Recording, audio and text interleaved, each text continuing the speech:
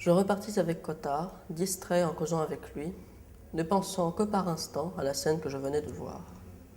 Ce n'était pas que la conversation de Cottard fût intéressante, elle était même en ce moment devenue aigre, car nous venions d'apercevoir le docteur Duboulbon qui ne nous vit pas.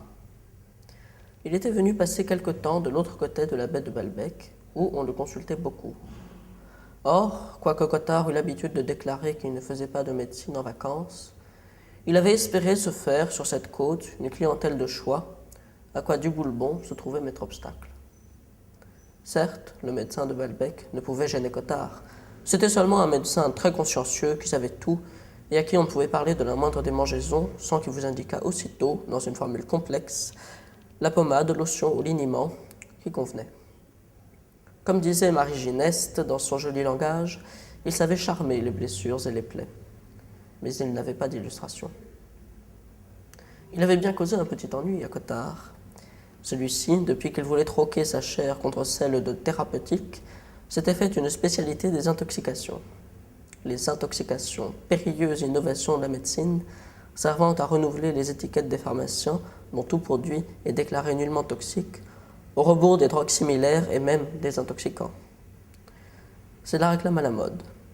À peine s'il survit en bas, en lettres illisibles comme une faible trace d'une mode précédente, l'assurance que le produit a été soigneusement antiseptisé. Les intoxications servent aussi à rassurer le malade, qui apprend avec joie que sa paralysie n'est qu'un malaise toxique.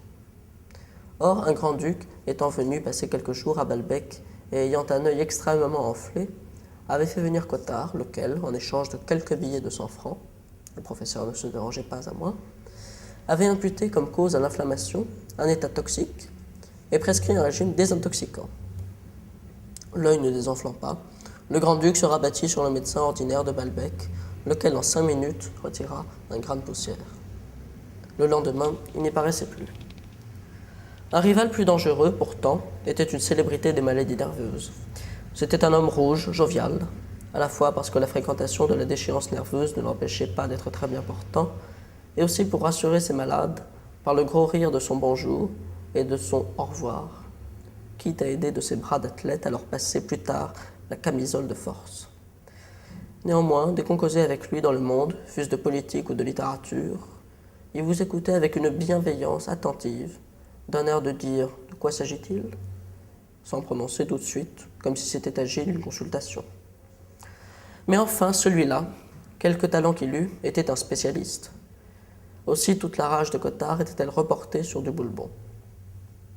Je quittai du reste bientôt pour rentrer le professeur ami des Verdurins, en lui promettant d'aller les voir.